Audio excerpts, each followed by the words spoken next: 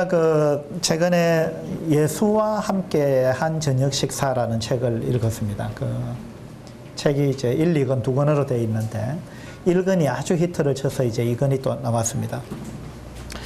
그 책을 읽어보신 분도 계실 텐데 안 읽어보신 분은 그 좀 꼭 그 추천하고 싶은 책이에요. 예수와 함께한 저녁 식사. 아주 산뜻하고 좋은 책입니다.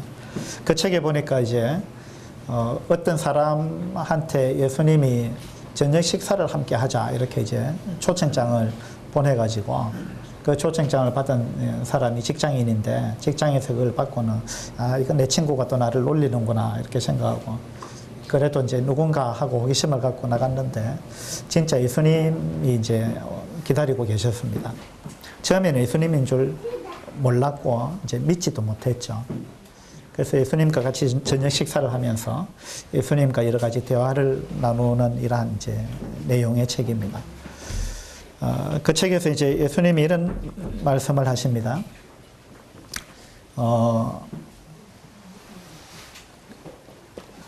제가 방금 했던 질문을 상대방한테 이야기를 했습니다. 인류 역사상 가장 훌륭한 삶을 살았던 사람이 생각나는 사람이 있느냐 물으니까 이 사람이 뭐라고 이야기했느냐면은 테레사 소녀를 이야기했습니다. 예. 그 사람만큼 선하게 산 사람이 있겠습니까? 그렇게 이야기했어요. 그리고 이제 가장 악한 사람은 누구라고 생각하느냐 물었는데 히틀러 이야기했어요. 그래서 그 두 사람은 정말 뭐 극과 극이다 이렇게 이야기할 수 있는데 그러면 어느 정도 차이가 나는지 한번 그려보자 이래가지고 종이를 찾다가 없어가지고 명함을 하나 받아가지고 꺼내가지고 제 명함입니다.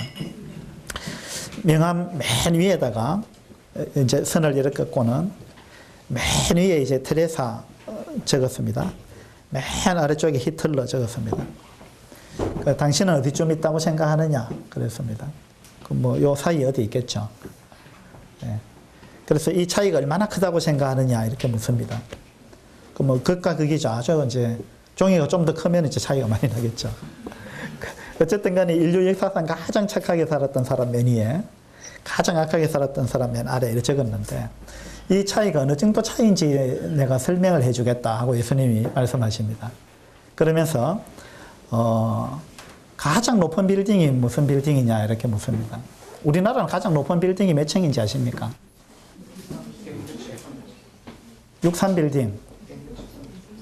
163층이 있어요. 63빌딩은 있어요. 우리나라의 가장 높은 빌딩이 몇 층입니까? 63빌딩보다 더 높은 빌딩이 최근에 생겼죠. 서울 잠실에 그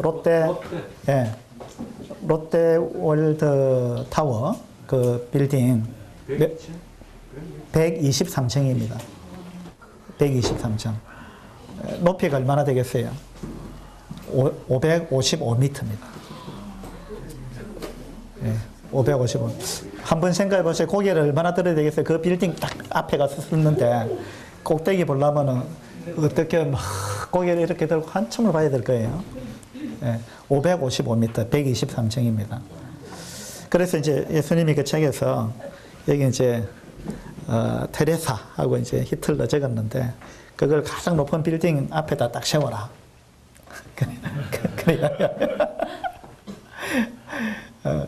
그러면 그 빌딩 가장 꼭대기, 거기가 하나님이 원하는 기준이다. 사실은 그보다 더 높죠. 그죠? 비교하기 위해서. 그래서 여러분 한번 생각해 보세요. 여기 테레사 맨 위에 적고 히틀러 맨 아래 적었는데 그걸 서울에 있는 그 빌딩 123층짜리 거기 앞에다 딱 세웠습니다. 땅바닥에 세웠어요. 그랬을 때 이 차이가 어느 정도 차이입니까? 가장 악한 사람과 가장 선한 사람의 차이. 이 차이가 그 빌딩 앞에 세웠을 때 차이가 어떻게 느껴집니까? 없습니다. 차이가 없죠. 차이가 없죠. 차이가 없는 거예요, 사실은. 그래서 이제 우리 사람들은 정말 착하게 사는 사람, 또 악하게 사는 사람이 엄청나게 차이가 난다고 생각하고 또 그 중에서 자기는 그래도 선한 축에 속한다. 예, 그래서 여기다 뭐 이렇게 적었을 때 자기는 그래도 중간보다 위에 있지 않겠는가. 뭐 거의 대부분 그렇게 생각하는 거죠. 맞죠? 그 나물의 그 밥이. 예, 그래서 이제 인간의 행위는 하나님이 볼 때 그렇다는 겁니다. 인간의 행위는. 예, 그래서 이제 저는 그 책을 읽으면서 야, 이 참 정말 산뜻한 아이디어다. 정말 예수님다운 말씀을 하셨다. 물론 그 책의 저자가 썼습니다만은, 예, 그런 이제 어떤 산뜻한 충격을 받았습니다. 여러분 마태복음 1장을 펴시면 마태복음 1장에 이제 예수님의 족보가 나옵니다. 거기 예수님의 족보에 나오는 사람들 중에 가장 여러분 보실 때 그 중에 예수님의 족보에 드는 사람 하면 그 보통 사람들이 아닙니다. 그죠? 아브라함과 다윗의 자손 예수 그리스도의 계보라 이렇게 시작하는데 거기 예수님의 족보에 나오는 사람들은 쟁쟁한 사람들입니다. 그 중에서 가장 훌륭한 삶을 살았다라는 사람 누구를 꼽을 수 있겠습니까? 아까 이태영님 다윗 말씀하셨어요. 다윗 또 그 예수님의 족보에 나오는 인물들 중에 정말 위대한, 정말 훌륭한 삶을 살았다. 아브라함. 예. 예. 그 중요한 인물 나왔습니다. 그 아브라함과 다윗의 자손 예수 그리스도의 계보다 이렇게 나오죠. 그러니까 벌써 그 두 명 나왔어요. 대표적인 인물입니다. 예. 그런데 이제 아브라함도 보면 정말 훌륭한 삶을 살았던 인물은 맞습니다. 맞는데, 근데 아브라함도 또 적잖은 실수를 했습니다. 또, 그죠? 정말 본받아서는 안 되는 그러한 일들을 했습니다. 기근이 닥치니까 뭐 애굽으로 내려가 버렸죠. 이런 건 우리가 본받아서는 안 되는 부분입니다. 그 다음에 애굽에 내려가 가지고 거짓말을 했습니다. 그죠? 예. 그것도 참 부끄러운 거짓말을 했어요. 자기 목숨 건지려고 자기 아내를 뭐 아내라고 안 하고 누이라고 했는데, 그러니까 내 목숨 건지기 위해서 아내를 빼앗겨도 좋다는 그런 마음을 갖고 있는데, 저는 그런 마음 없습니다. 내가 죽고 말지.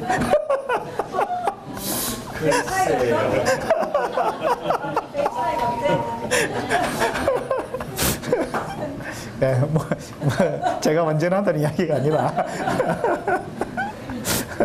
그 아브라함도 그 정도밖에 안 됐어요. 그것도 두 번이나 그랬습니다. 두 번이나. 예. 그리고 아브라함이 하가를 취해가지고 뭐 이스마엘을 낳은 거라든지 뭐 이런 거 보면 참 어떻게 믿음의 조상이라 하면서 그 정도밖에 안 될까 뭐 이런 생각 우리가 이제 할 수가 있죠. 물론 이제 아브라함의 어떤 그 잘못된 부분이에요. 아브라함이 또 훌륭한 부분도 많이 있습니다. 그래서 이제 마태복음 1장 예수님의 계보에 나오는 사람들을 보면 정말 그 위대한 분들이죠. 쟁쟁한 분들이고 훌륭한 삶을 살았지만 그러나 그들도 다 약점이 있다. 그 말입니다. 다윗도 마찬가지예요. 하나님의 마음에 합한 사람, 이런 이야기를 하나님한테 들을 수 있다는 거, 하나님한테 그렇게 평가를 받을 수 있다면 얼마나 좋은 겁니까? 얼마나 위대한 거예요. 하나님이 볼 때, 야, 너는 정말 내 마음과 같아. 내 마음에 합한 사람이다. 네 마음이 정말 좋다. 뭐 어떤 사람들은 누가 내 마음을 알아주겠느냐. 세상에 내 마음 같은 사람은 없다. 뭐 이런 이야기 하는 사람들 있잖아요. 내 마음을 도대체 누가 알아줄까? 누가 내 마음을 알아주겠느냐. 내 마음 같은 사람 없다. 뭐 이렇게 이야기를 합니다만은 하나님이 다윗을 보고, 야, 너는 내 마음에 합한 사람이다. 얼마나 위대한 사람이에요. 그런데 사무엘하 11장에 보면은 다윗의 추악한 모습이 적나라하게 드러납니다. 그렇죠? 다윗이 어느 날 뭐 늦지막이 일어나가지고 왕궁 옥상에 올라가서 보다가 어떤 아리따운 여자가 목욕하는 장면을 봤잖아요. 참 보는 걸 조심해야 돼요. 보는 걸. 그래가지고는 신하를 시켜가지고 데려오라 하잖아요. 누군지 물어보고. 누군지 물어보니까 우리야, 그 충실한 자기 신하였습니다. 우리야의 아내였습니다. 그 이야기를 듣고도 데려오라 하죠. 뭐 동심합니다. 좀 있다가 아이고 내가 임신했습니다 하고 기별이 오니까 이제 탄론하게 생겼잖아요. 그래서 어떡합니까? 전장에 나가서 열심히 전쟁하고 있는 우리야를 불러가지고 맛있는 거 먹여가지고 너 정말 고생이 많다. 오늘은 집에 가서 좀 다리 뻗고 푹 쉬어라 하고 이제 돌려보냈는데, 예, 그래가지고 자기 아내하고 동침하게 만들어갖고 자기 완전 범죄하려고 다윗이 그렇게 했는데, 이 우리야가 얼마나 충실한 신하면은 내 동료들이 전장에서 지금 그렇게 죽을 고생을 목숨을 걸고 고생하고 있는데 어떻게 내가 집에 들어가서 아내하고 잠을 잘 수 있느냐. 나는 그렇게 할 수 없다. 우리야는 그런 사람입니다. 그래가지고 그 왕궁 문전에서 신하들하고 잠을 잤잖아요. 그 다음날 아침에 이 이야기가 다윗한테 전해지니까 다윗이 이거 생각대로 안 되잖아요. 그 다음날 술을 또 진탕 먹입니다. 다윗이 술을 취하게 해가지고 그래 오늘 밤에는 집에 가서 좀 편히 쉬라 하고 보냈는데 또 안 가잖아요. 또 문전에서 잤습니다. 그래서 이거 어떻게 할 방법이 없습니다. 다윗이. 그럼 다윗이 또 다른 흉계를 이제 만들어내죠. 편지를 써가지고 그 요압 장군한테 편지를 써가지고 그 편지 내용이 이 우리야를 최전선에 내세워라. 가장 치열한 전투가 일어나고 있는 그 전장의 최전방에 내세워가지고 적으로부터 얻어맞아 죽게 해라. 이런 악한 편지를 써가지고 그것도 우리야의 손에 들려가지고 요압 장군한테 보내잖아요. 그렇게 해서 우리야를 맨 그 맹렬한 전투의 최전방에 세워놓고 죽게 만들잖아요. 이렇게 악한 모습이 다윗한테도 있었습니다. 네. 그 다음에 이제 야곱의 자녀들 아들 12명 중에서 누굴 통해서 예수님이 오셨습니까? 유다를 통해서 왔습니다. 그러니까 야곱의 아들 12명 중에서도 유다 하면은 하나님의 특별한 이 선택을 받은 그런 사람입니다. 유다의 이름에서부터 유태인이라는 말이 온 거예요. 유다인, 유태인. 그러니까 이스라엘 백성들은 유다 하면은요, 엄청난 그들의 어떤 자부심이에요. 유다라는 이름 자체가. 그들의 국호가 유태잖아, 유태. 그래서 다른 어떤 지파보다도 유다 지파는 이 프라이버시가 있는 거예요. 우리는 유다 지파다. 나는 유다 지파다. 유다 지파를 통해서 왕족이, 모든 왕은 유다 지파에서 난 것입니다. 그러니까 유다 지파는 프라이버시가 있을 수 있죠. 그런데 마태복음 1장에 예수님의 족보를 가만히 보면은요, 이런 사람들의 어떤 이 자부심 이런 걸 여지없이 무너뜨려 버립니다. 마태복음 1장을 한번 보죠.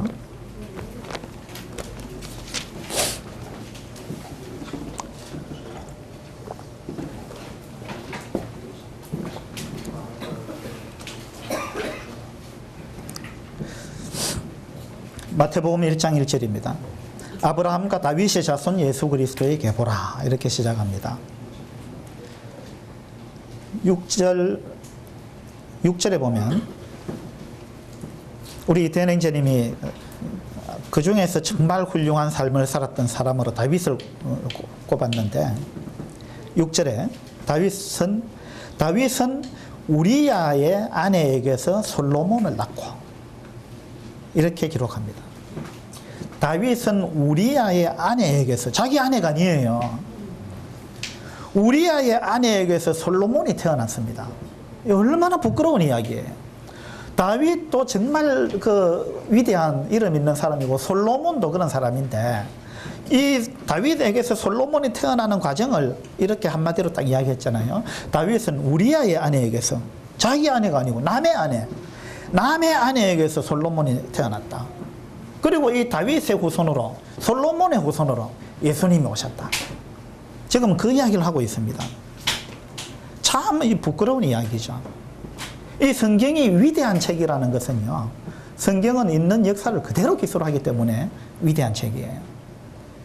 일반 위인전은 그렇지 않습니다. 아주 그냥 어떤 그 위인에 대한 책을 기술하면은 그 위인의 부끄러운 모습은 싹 빼버립니다. 그죠? 좋은 모습만 기록합니다. 그러나 성경은 그렇지 않아요. 성경에 수많은 위인들이 있지만 이 사람들의 모습을 적나라하게 하나님은 그대로 기록해놨습니다. 다윗이 그렇습니다. 다윗뿐만 그런 게 아니에요. 3절에 한번 보세요. 3절에 보면 유다는, 자, 그 이스라엘 백성들의 자부심 중에 또 한 사람 유다입니다. 유다는 다말에게서 베레스와 세라를 낳고, 그렇게 해서 이제 유다를 통해서 베레스를 통해서 이렇게 이제 예수님께로 계보가 이어지는데, 유다는 다말에게서 아들을 낳았습니다. 베레스를 낳았습니다. 그러면 이 다말이 유다의 아내였습니까? 누구죠? 며느리입니다. 그 유다는 자기 며느리하고 관계해서 베레스를 낳았습니다. 그러면 어떻게 됩니까? 유다는 베레스의 아버지입니까? 할아버지입니까?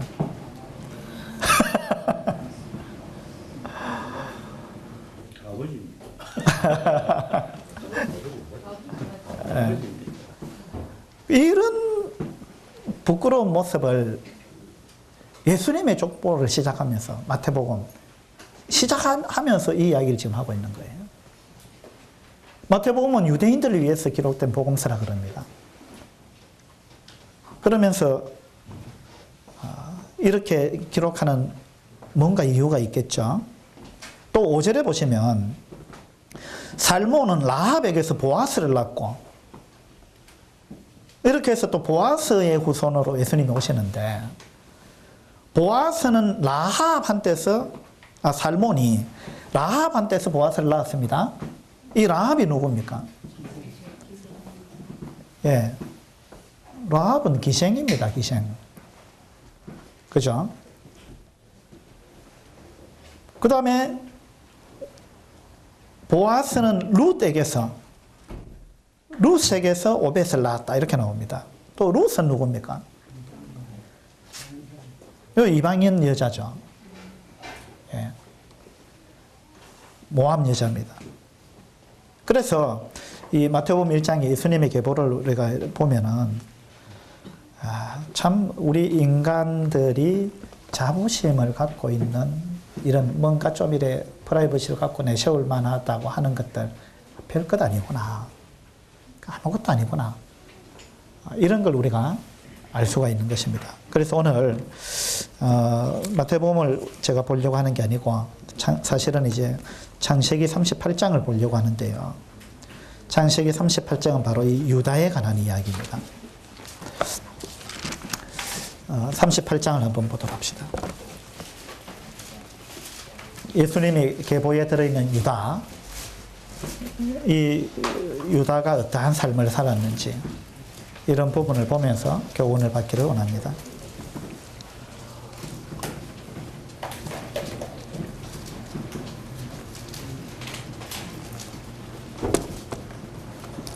창세기 38장 1절입니다. 그 후에 유다가 자기 형제들로부터 떠나 내려가서 아둘람 사람 히라와 가까이 하니라. 유다가 거기서 가나안 사람 수아라 하는 자의 딸을 보고 그를 데리고 동침하니 그가 임신하여 아들을 낳으며 유다가 그의 이름을 엘이라 하니라.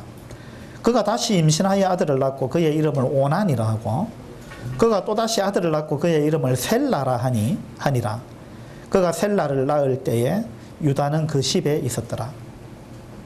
유다가 장자 엘을 위하여 아내를 데려오니 그의 이름은 다말이더라. 유다의 장자 엘이 여호와가 보시기에 악함으로 여호와께서 그를 죽이신지라. 유다가 오난에게 이르되 내 형수에게로 들어가서 남편의 아우된 본분을 행하여 내 형을 위하여 씨가 있게 하라.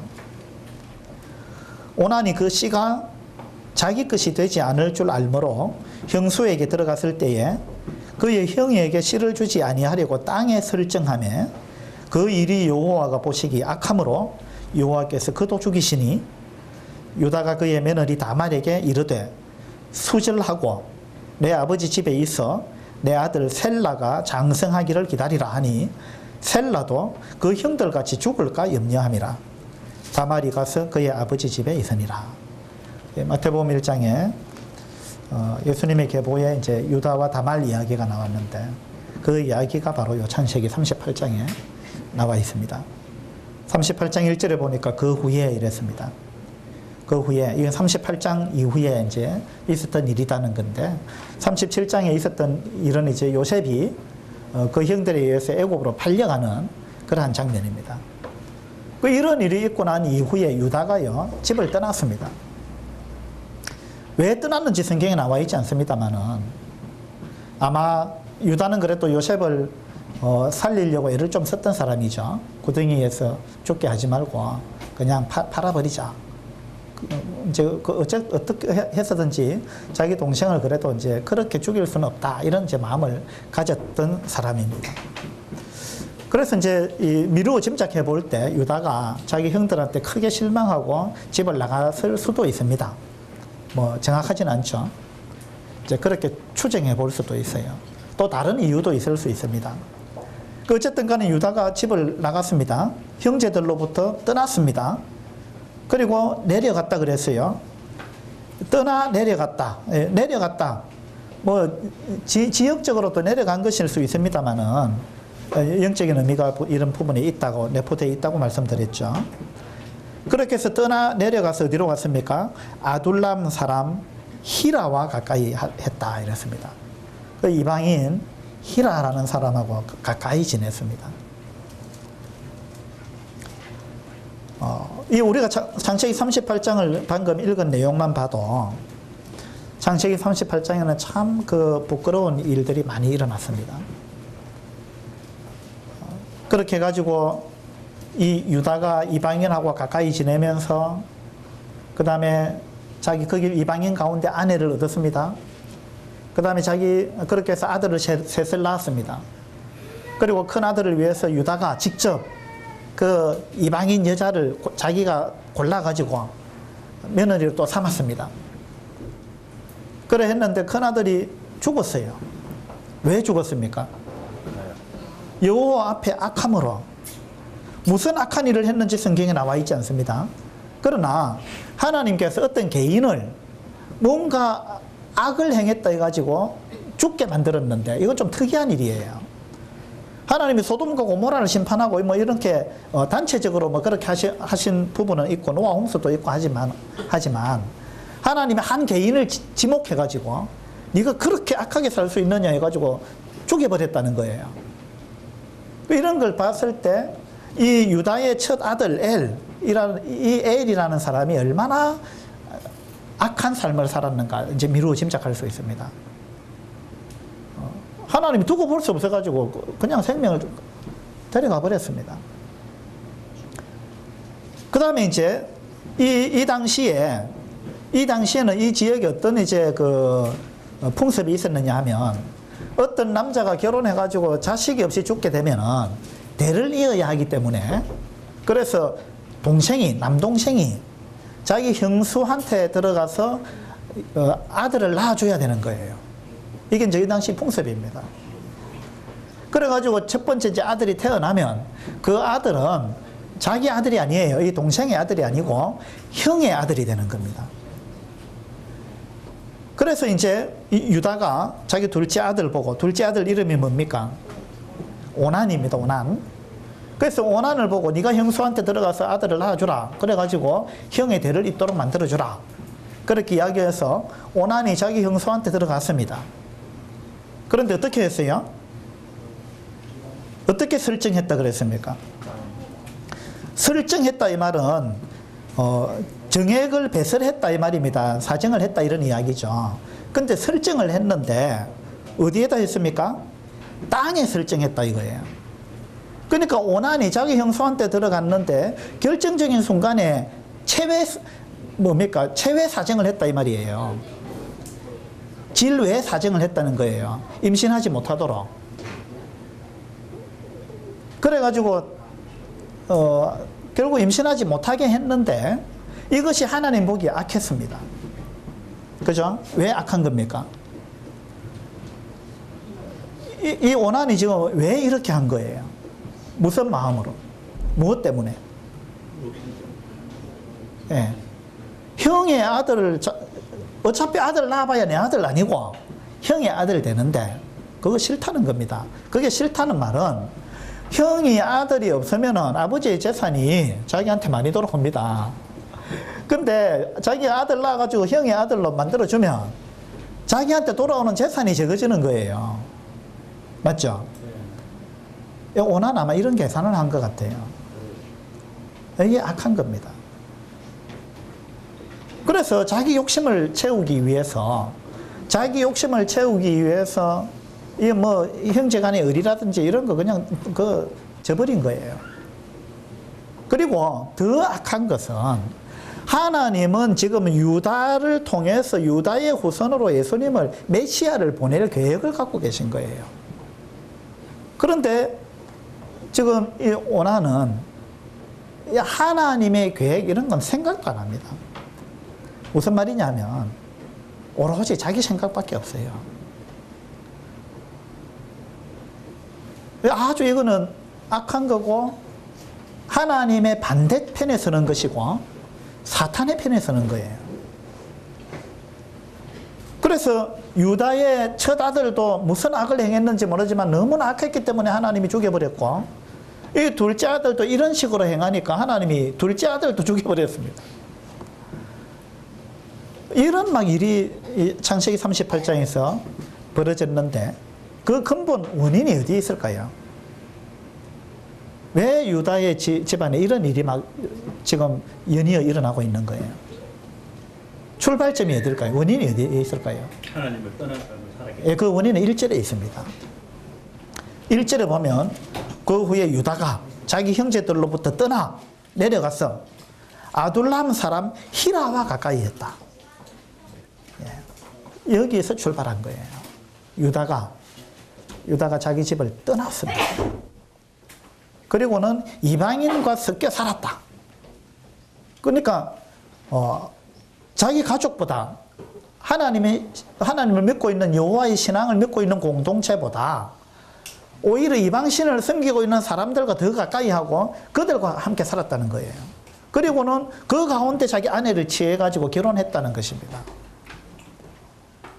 여기서부터 문제가 출발했습니다. 이것은 자기 아버지의 신앙과 너무 다르고 자기 할아버지의 신앙과 다른 거예요. 자기 정조 할아버지 아브라함 때부터 아브라함, 이삭, 야곱으로 이어져 내려오는 이 신앙을 야곱은 송두리째 흔들어 버렸습니다. 아브라함과 이삭과 이런 사람들은요, 자기 자녀를 이 믿음의 여인들과 결혼시키기 위해서 얼마나 애를 썼습니까? 그런데 유다대에 내려오니까 그런 거 그냥 헌신짝처럼 내버렸습니다. 자기 발로 그런 어떤 주님을 위해서 구별된 삶 이런 거 지금 이 사람 마음속에 없습니다. 자기 발로 여호와의 신앙 공동체를 떠났습니다. 그리고 이방인 가운데 이방신을 섬기는 이방인 가운데 들어가서 거기서 그 이방인 가운데 여자를 보고 어떻게 나와 있습니까? 2절에 보니까 유다가 거기서 가나안 사람 수아라 하는 자의 딸을 보고 그를 데리고 동침했다. 정식 결혼식 한 것도 아니고 그냥 그렇게 살은 거예요. 보고. 누굽니까? 이 유다의 아내가 누구죠? 이름이 있습니까? 이름이 없어요. 수아라 하는 자의 딸이다 이랬습니다. 하나님의 이름을 기록도 안 했습니다. 이건 뭐냐면 하나님의 관심 받기라는 이야기예요. 근데 유다는 수아라 하는 자의 딸을 보고 마음을 빼앗겨 버렸습니다. 하나님은 관심이 없는 여자인데, 다시 말해서 이 사람은 하나님의 관점에서 볼 때는 이 신앙의 공동체에 들어올 수 있는 그런 사람이 아니라는 이야기입니다. 그런데 유다는 뭘 보고 이 사람을 아내로 삼았을까요? 나와 있지는 않습니다. 그런데 하나님의 관점에서 안 본 건 분명해요. 맞죠? 아마 예뻤겠죠? 네.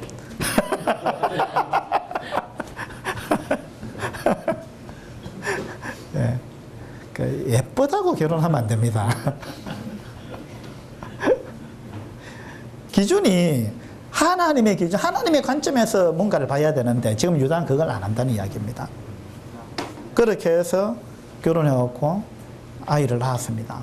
그리고 자기 아들한테 자기가 이방인 여자를 데리고 와서 아내로 또 이렇게 데려다 줬습니다.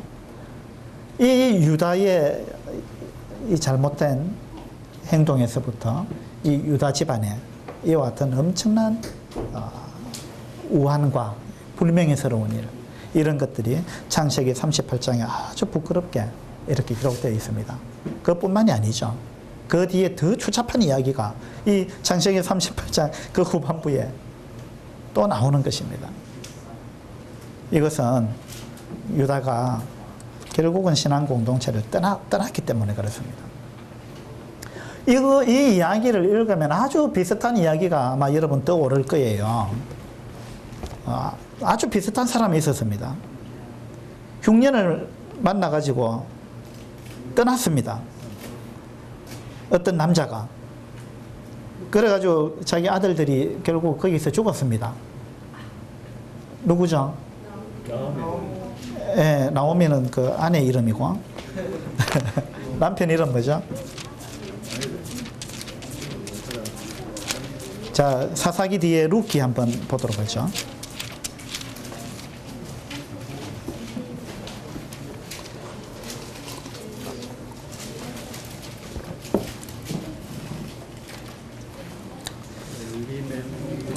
예, 엘리멜렉입니다.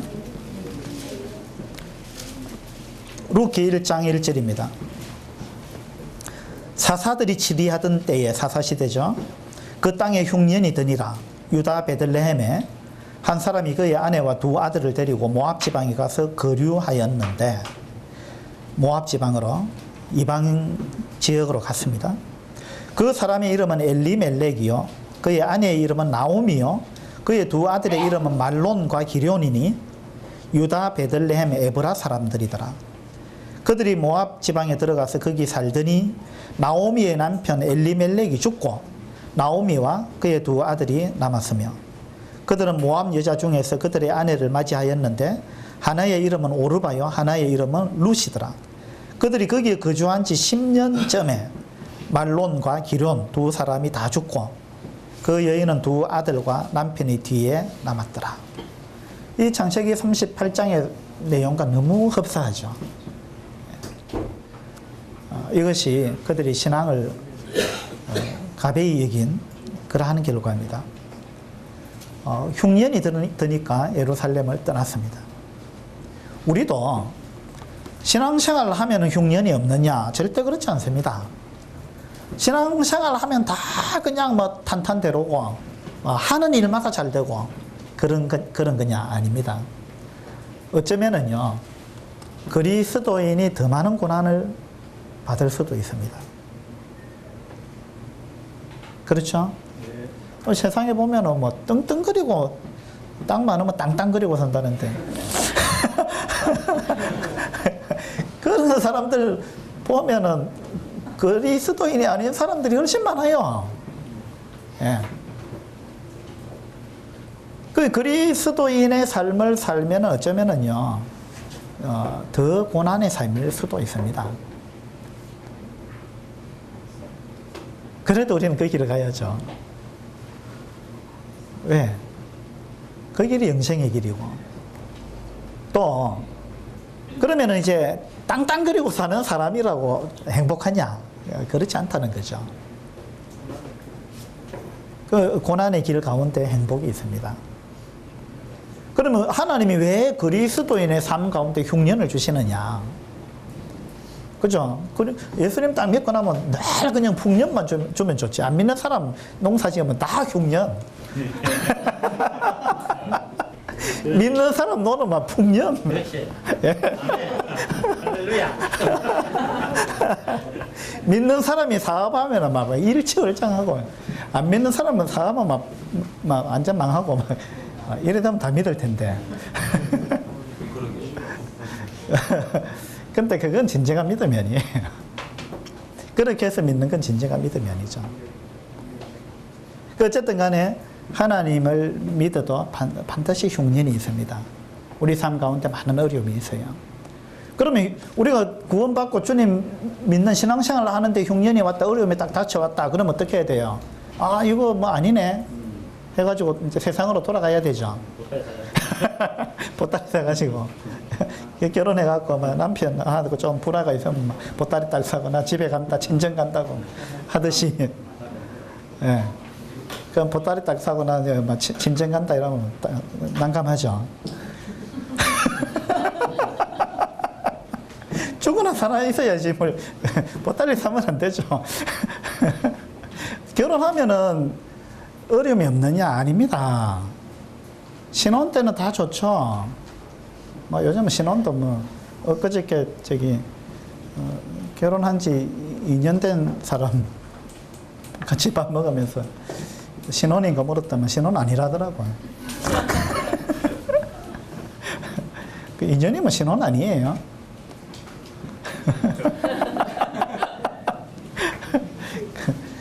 요즘은 뭐 몇 달만 지나도 신혼이 아닌 것 같아요.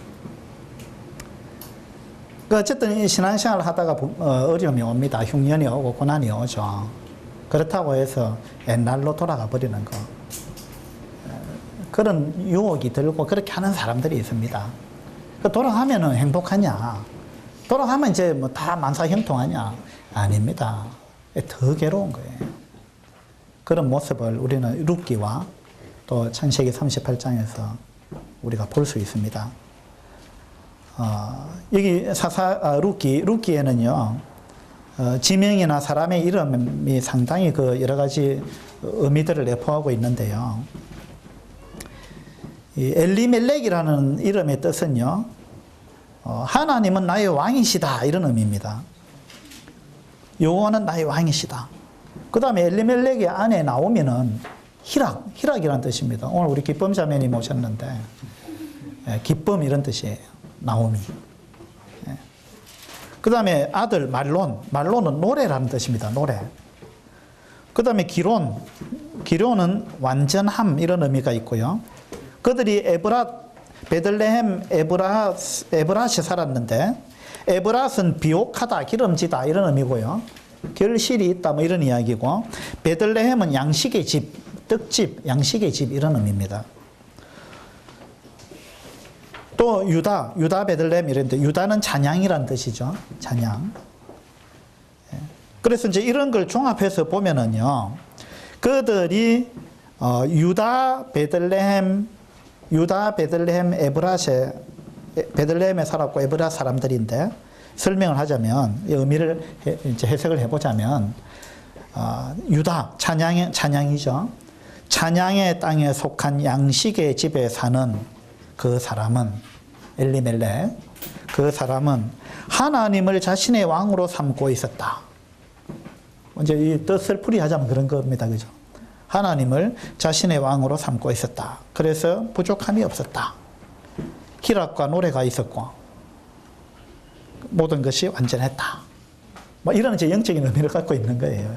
이 룻기 1장의 이제 처음 상황이 그런 겁니다. 그런데 흉년이 닥쳤다. 그러니까 떠나갔다. 어디를 떠나갔습니까? 네, 양식의 집을 떠났다는 거예요. 양식의 집을 떠났습니다.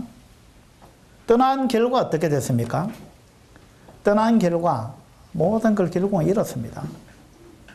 떠났다는 말은 여호와는 나의 왕이시다라는 신앙을 갖고 살았는데 엘리멜렉이 그걸 내팽개치고 이제는 여호와가 나의 왕이 아니다. 나 다른 왕을 찾아야 되겠다. 왕이 나를 책임져 주지 않는구나. 이렇게 생각하고 다른 삶을 살았다는 이야기예요. 그것이 엘리멜렉이 모압으로 갔다는 영적인 이야기입니다. 이 모압은 롯하고 롯의 딸들 사이에서 태어난 사람 아니에요. 모압. 그러니까 롯을 생각해 보면은 롯은 어떤 영적인 이익보다는 육신적인 이익을 추구했던 사람입니다. 세상적인 이득을 추구했던 사람이죠. 그렇게 해서 나온 게 모압 족속인데, 그러니까 엘리멜렉이 그 길을 갔다라는 겁니다, 결국. 그 길을 간 결과 어떻게 됐습니까? 자기 두 아들 죽었습니다. 말론의 뜻이 노래라 했는데, 말론이 죽었다 이 말은 그 집에 이제 노래가 사라져 버렸다 이 말입니다.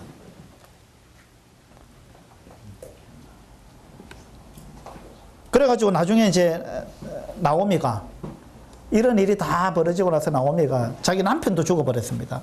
남편이 죽었다는 말은 그 말이죠. 우리 집에 여호와가 나의 왕이라고 생각했던 그 가훈이 사라졌다는 이야기예요. 그렇게 해서 무슨 거기에 기쁨이 있고 무슨 행복이 있겠습니까? 엄청난 불행을 경험했습니다. 그래서 나오미가 나중에 결국은 다시 돌아옵니다. 베들레헴으로 돌아오잖아요. 돌아오면서 베들레헴에 있던 사람들이 나오미를 보고, 나오미가 얼마나 이제 얼굴이 상했겠습니까? 몸이 얼마나 축이 났겠어요. 그걸 보면서 네가 나오미냐 이랬단 말이에요, 사람들이. 네가 진짜 나오미냐? 너무 얼굴이 상했죠. 너무 늙었겠죠. 그래가지고 네가 나오미냐 이러니까 나오미가 뭐라 했습니까? 나를 나오미라 부르지 말라 그랬어요. 뭐라고 불러라 했어요? 마라라 불러라 했어요. 마라. 나오미의 이름이 뜻이 뭐라 그랬습니까? 희락, 기쁨, 즐거움 이런 건데, 나는 완전히 이제 기쁨이고 즐거움이고 뭐 다 상실했다 나는. 내 이름이 나하고 안 맞다 지금. 그러니까 나를 더 이상 나오미라 부르지 말고 마라라고 불러라. 마라는 슬픔 이런 뜻이에요. 나는 나오미가 아니고 슬픔이다. 윤혜원 형제 집은 항상 기쁨이 있을 거예요.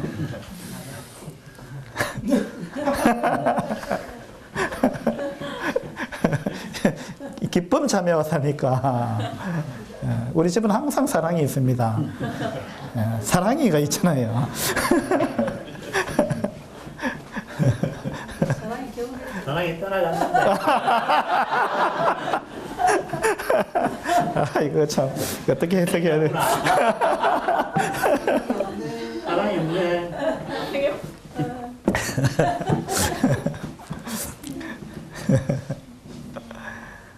그렇게 해서 이제 나오미가 자기를 말하라 불러라 이랬는데, 창세기 38장도 너무나 비슷한 그러한 일이 벌어졌습니다.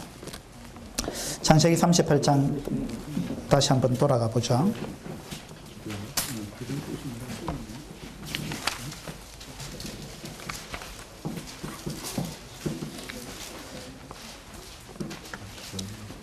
그렇게 해가지고 이제 오난이, 유다의 둘째 아들 오난이 땅에다가 설정했습니다. 이렇게 해서 이제 나온 단어가 오나니즘이라는 단어가 있습니다. 영어로 오나니즘. 오나니즘이라는 거는 수험 뭐 이런 뜻을 갖고 있어요. 그러니까 이제 질외 사정하고 이제 자위하고 마스터베이션 뭐 이런 의미를 갖고 있는 게 오나니즘입니다. 그렇게 해서 하나님이 이제 오난도 죽였습니다. 그리고 나니까 큰아들 죽고 둘째 아들 죽었습니다. 자녀가 없어요. 며느리는 있고, 그리고 이제 셋째 아들이 있습니다. 셀라가 있어요. 그래서 이 당시 풍습대로 하자면 이제 셋째 아들을 또다시 줘야 됩니다. 줘야 되는데 유다가 이제 어떻게 합니까? 안 주죠. 9절에 보면, 9절이 아니고 11절이네요. 11절에 유다가 그의 며느리 다말에게 이르되 수절하고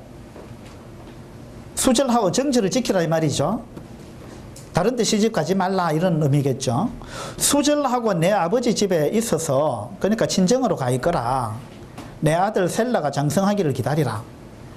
그러니까 내 아들, 셋째 아들 너한테 이제 주려고 하니까 아직 너무 어리니까 이 셋째 아들이 자라서 결혼할 나이가 될 때까지 친정에 가서 수절하고 좀 있거라. 이렇게 이야기했는데 이거는 표면적인 이야기고 속마음은 그거 아니죠. 속마음은 뭡니까? 기다리라 하니 셀라도 그 형들같이 죽을까 염려함이라 이렇습니다. 이게 유다의 속마음입니다. 그러니까 유다는 지금 어떻게 생각합니까? 자기 아들 2명이 죽었습니다. 다말하고 결혼해갖고 죽었어요. 그러니까 보통 사람들이 어떻게 이제 이런 경우 어떻게 생각하는 거예요? 남편 잡아먹는 여자. 남편 잡아먹는 여자가 우리 집에 들어왔다. 이게 이제 우리나라에서 어른들이 흔히 많이 쓰는 단어예요. 그죠? 저 여자 들어와가지고 우리 아들들 다 잡아먹었다. 우리 아들 둘이 죽었다. 셋째 아들 셀라 주면 또 잡아먹겠다.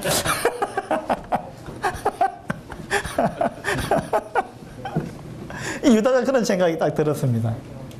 근데 사실은 다말 때문에 아들이 죽었어요. 큰아들, 둘째 아들이. 자기 죄 때문에. 장자 엘은 하나님 앞에서 너무 악해갖고 하나님 볼 수 없어서 죽여버렸고, 둘째 아들 마찬가지입니다. 자기 아들 죄 때문에 아들 둘이 죽었는데 유다는 생각하기를 며느리 때문이다. 며느리 때문에. 우리도 흔히 이렇게 생각할 때 많습니다. 뭔가가 문제가 생겼을 때 내가 잘못했구나, 나 때문에 이런 문제가 생겼구나라고 생각은 잘 안 해요. 누구 때문이다. 누구 때문이다. 이렇게 생각하는 거예요. 부부간에도 마찬가지고. 부부간에 어려운 분들 상담해 보면은요, 항상 내 탓이 아니고 내 탓입니다. 상대방 탓이에요. 남편 이야기 들어보면 아내 탓이에요. 아내 이야기 들어보면 남편 탓입니다. 자기 잘못 몰라요. 유다도 지금 그런 겁니다. 하나님이 지금 이 근본 문제는 유다한테 있거든요, 지금. 유다에서부터 이 문제가 다 출발했습니다. 그래서 하나님은 지금 유다의 2 아들을 데려가셨습니다. 그러면 이 정도 되면 유다가 깨달아야 돼요. 유다가 내가 하나님 앞에 잘못했구나 하고 돌이켜야 돼요. 그런데 유다는 전혀 못 깨닫고 있습니다. 지금 전혀 지금 감각이 없어요. 이 감각을 잃어버린 거예요. 영적인 감각을 잃어버린 것입니다. 우리 잘못하면 이렇게 될 수 있어요. 여러분한테 뭔가 일이 자꾸 어렵고 꼬이고 뭐가 자꾸 뭐가 안 되고 반복되고 이러면은요, 자신을 돌아봐야 됩니다. 남 탓하지 말고. 예. 자신 돌아봐야 됩니다. 내가 하나님 앞에 지금 뭐가 잘못되어 있는가. 돌아보고 유다가 이걸 깨닫고 돌아서야 되는데, 그렇게 해서 다시 하나님 뜻 안으로 들어와야 되는데, 유다는 전혀 지금 그 생각이 없어요. 이거 며느리 탓이다. 이런 생각을 갖고 있습니다. 청년의 시간에 우리가 지난번에 아모스를 읽었는데요.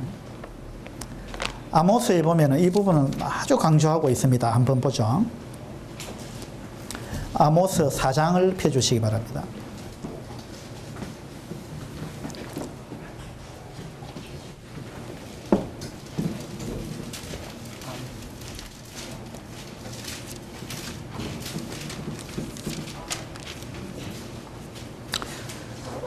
(1장을) 먼저 볼까요? 아모스 1장을 보시면 이 아모스 선지자가 지금 이제 막 책망을 합니다.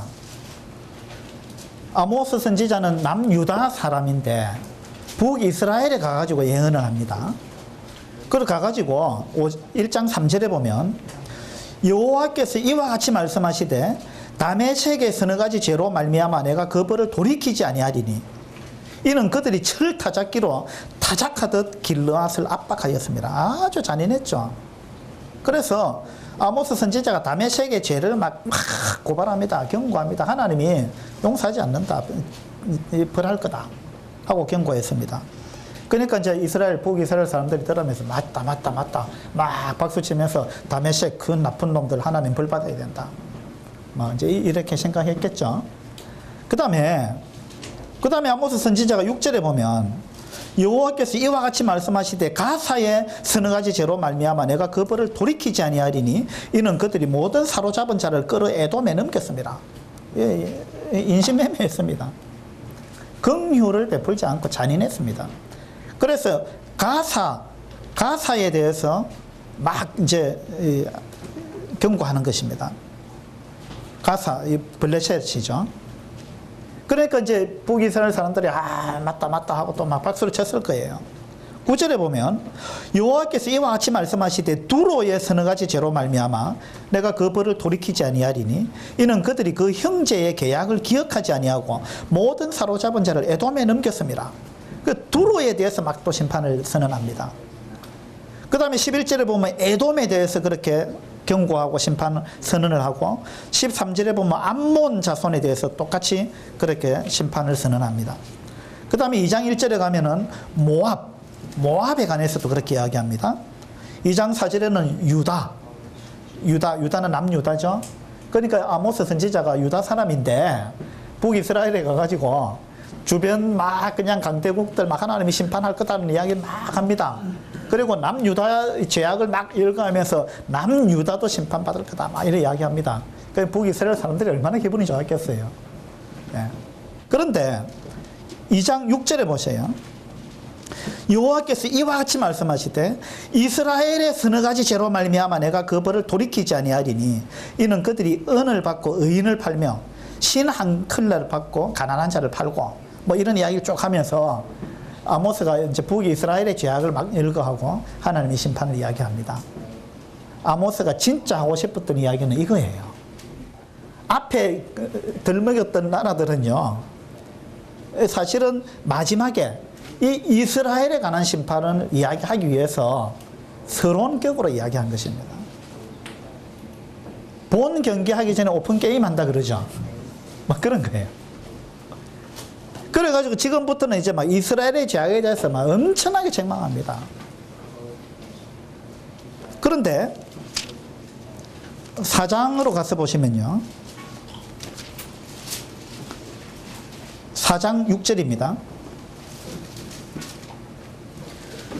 또 내가 너희 모든 성읍에서 너희 일을 깨끗하게 하며, 일을 깨끗하게 한다 이 말은 먹을 것이 없게 만들어 버리겠다 이 말입니다.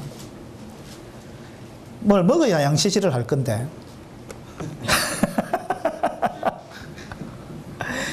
너희 일을 깨끗하게 하며 너희의 각 처소에서 양식이 떨어지게 하였으나 너희가 내게로 돌아오지 아니하였다.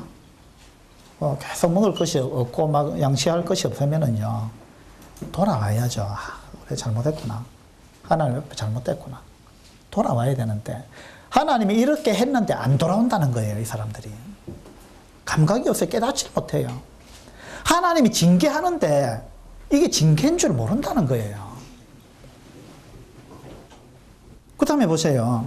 8절에 보면 두세 성읍 사람이 어떤 성읍으로 비틀거리며 물을 마시러 가서 만족하게 마시지 못하였으나 물이 없어가지고 물을 구해가지고 비틀거리면서 막 어떤 성읍으로 가가지고 물을 찾아갔는데 거기 가서도 만족하게 마시지 못했는데 그래서나 너희가 내게로 돌아오지 아니했다. 그 다음에 9절 보세요. 내가 곡식을 마르게 하는 재앙과 깐부기 재앙으로 너희를 쳤으며 팥중이로 너희의 많은 동산과 포도원과 무화과 나무와 감람나무를 다 먹게 하였으나 너희가 내게로 돌아오지 아니하였다. 하나님이 계속해서 지금 징계를 하고 있습니다. 그들로 하여금 돌이키게 하기 위해서 계속해서 어려움을 주고 있는데 이렇게 하였으나 너희는 안 돌아왔다. 그래서 하나님이 또 이렇게 했다. 그런데 또 안 돌아왔다. 그래서 하나님이 또 다시 이렇게 했다. 그런데 또 안 돌아왔다. 얼마나 지금 안타까운 이야기예요. 그 다음에 보세요. 10절에 보면 내가 너희 중에 전염병 보내기를 애굽에서 한 것처럼 하였으며 칼로 너희 청년들을 죽였으며 너희 말들을 노략하게 하며 너희 진영의 악취로 코를 찌르게 하였으나 너희가 내게로 돌아오지 아니하였느니라.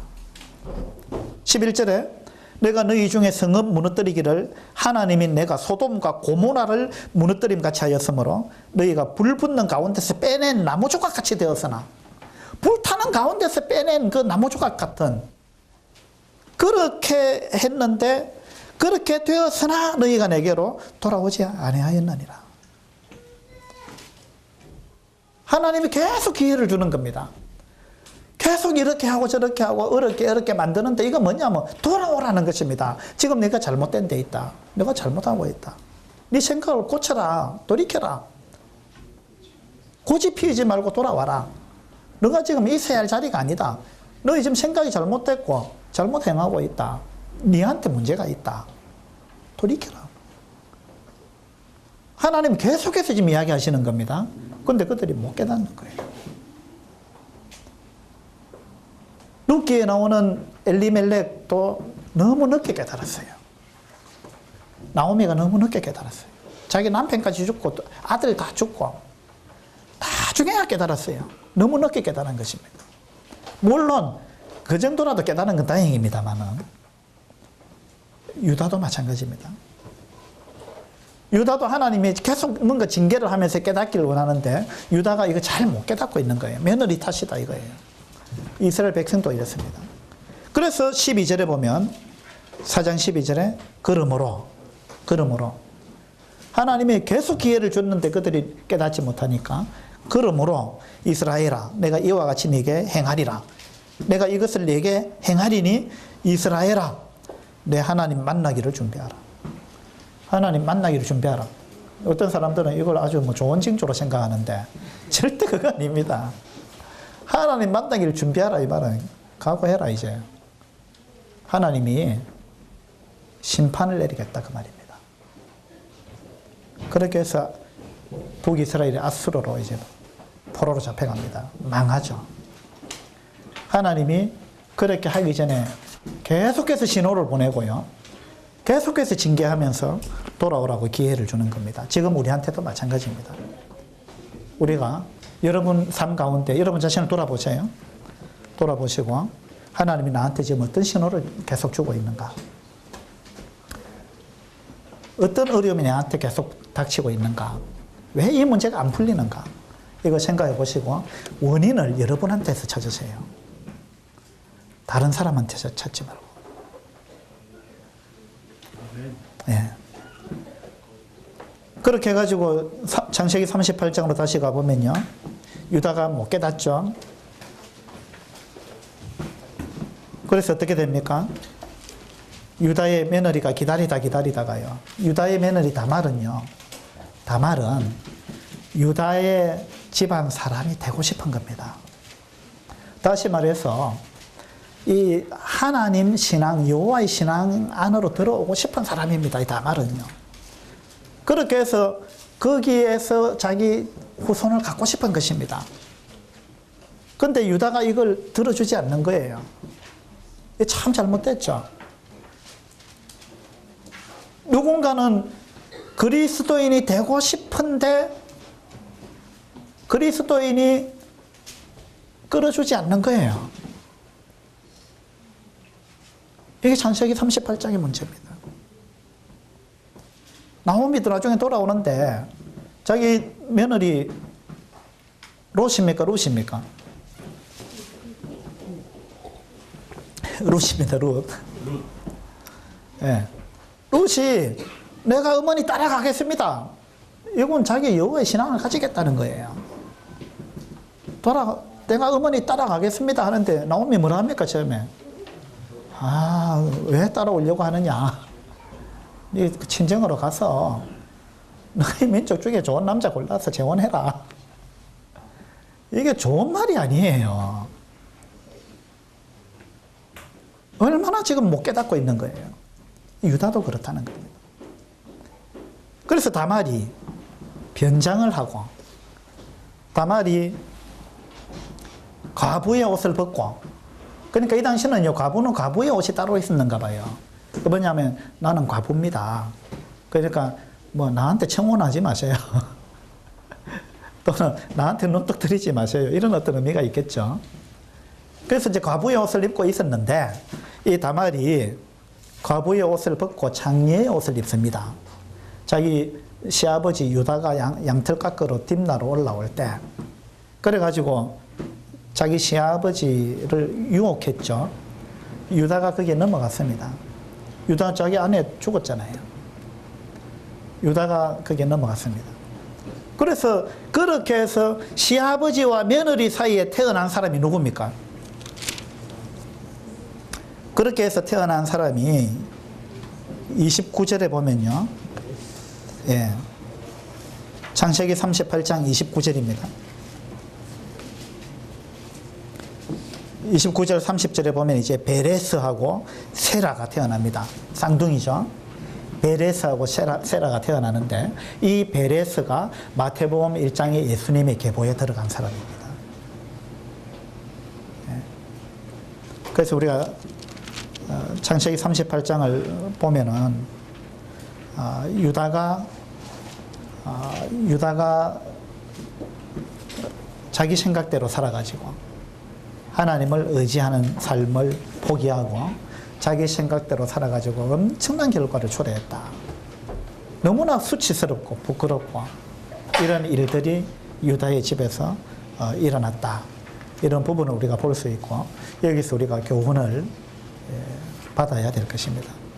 여러분은 어디에 머물러 계십니까? 여러분이 있어야 될 자리에 있습니까? 그리고 여러분은 여러분 생활 가운데 일어나는 어려움의 원인이 무엇이라고 생각합니까? 그것이 누구 탓이라고 생각합니까? 그리고 여러분은 하나님을 정말 왕으로 그렇게 생각하고 살고 계십니까? 여러분의 삶 가운데 여러분을 다스리는 왕으로 생각하고 사십니까? 아니면 엘리멜렉 가정처럼 하나님이 왕이 아니고 여러분이 왕이 되어가지고 그렇게 살고 계십니까? 우리 창세기 38장을 통해서 그런 교훈을 받게 되기를 바랍니다. 이 유다가 자기 형제들로부터 떠나서 내려가서 아둘람 사람 히라와 가까이 지나면서부터 이런 일이 생겼습니다. 유다의 마음속에 하나님이 왕이 아니었어요. 그 결과 자기도 그렇고 자기 아들들도 그렇고 자기 아들들도 하나님을 왕으로 생각하는 마음이 없었어요. 그것이 창세기 38장의 비극적인 현상을 초래했다. 이런 부분을 우리가 교훈을 받게 되기를 바랍니다. 유대인들은 이 창세기 38장을 참 좀 읽기 싫어할 거예요. 네. 유다, 그 이름, 자부심을 갖고 있는 유다. 우리 유다의 후손인데. 남한국 유다. 그리고 유태인, 그죠? 이런 이름을 내포하고 있는 이름인데, 이 창세기 38장 유태인들한테 참 부끄러운 장일 거예요. 마찬가지로, 우리도 마찬가지예요. 우리도 따지고 보면 다 부끄러운 사람들 아니에요. 그런데 이와 같은 부끄러운 우리들에게 하나님은 엄청난 은혜를 베풀었다. 그것이 마태복음 1장의 이야기입니다. 이런 부끄러운 계통을 통해서 하나님은 그래도 일하시고 우리한테 메시아를 보내시고 또 구원이 이런 이방인들에게까지 하나님은 이방인들까지 구원하기를 원하신다라는 걸 이러한 이야기 가운데 다 내포하고 있는 것입니다. 그래서 오늘 우리 창세기 38장을 기억하시면서 우리 자신을 한번 돌아보고 하나님의 은혜에 대해서 감사하고 그 다음에 정말 하나님을 왕으로 그렇게 인정하고 사는 우리의 매일의 삶이 되기를 바랍니다. 기도합시다. 아버지 하나님, 오늘 창세기 38장에서 저희들이 교훈을 받게 됩니다. 저희들도 때때로 유다처럼 행할 때가 있습니다. 또 그렇게 행하고 싶은 유혹을 받을 때가 있습니다.